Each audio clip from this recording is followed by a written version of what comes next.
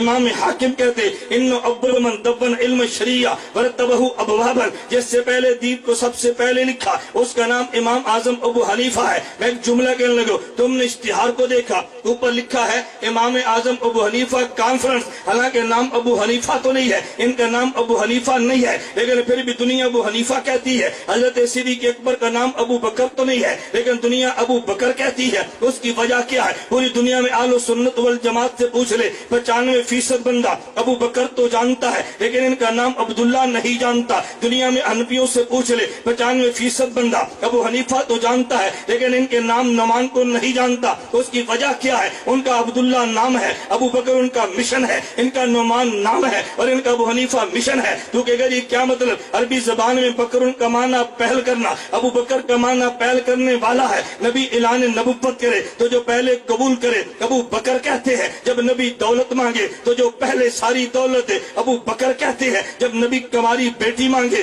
جو پہلے دے ابو بکر کہتے ہیں۔ نبی ہجرت کا اعلان کرے جو پیغمبر کو ساتھ لے کر چلے ابو بکر کہتے ہیں۔ نبی غار میں جائے، نبی سے پہلے غار میں جائے ابو بکر کہتے ہیں۔ نبی بدر میں جائے جو پہلے ہو ابو بکر کہتے ہیں۔ نبی احد و خندق میں جائے جو پہلے ساتھ ہو ابو بکر کہتے ہیں۔ جب نبی مزار میں جائے پیغمبر کے بعد پہلے مزار میں دفن ہو ابو بکر کہتے ہیں۔ ارے مزار سے اٹھے گا جو سب سے پہلے نبی کے ساتھ ہو ابو بکر کہتے ہیں۔ جب پیغمبر جنت میں جائے گا جو پہلے نبی کے ساتھ ہو ابو بکر کہتے ہیں۔ عبداللہ اس کا نام ہے، ابو بکر اس کا مشن ہے۔ خدا کو اتنا پسند آیا، دنیا نام نہیں جانتی، مشن آج بھی جانتی ہے۔ ارے نعمان نام ہے، ابو حنیفہ کا معنی ابو الملت الحنیفہ، یہ دین حنیف کو لکھنے والا ابو حنیفہ کا مشن ہے۔ ابو بکر نے دین قبول کرنے میں پہل کی ہے، ابو حنیفہ نے دین لکھنے میں پہل کی ہے۔ خدا کو اس کا اتنا مشن پسند آیا، پوری دنیا ابو بکر کہتی ہے۔ اس کا اتنا مشن پسند آیا، اسے ابو حنیفہ کہتی ہے۔ ابو بکر کا مشن بھی زندہ، نام بھی زندہ ہے۔ ابو حنیفہ کا مشن بھی زندہ، نام بھی زندہ ہے۔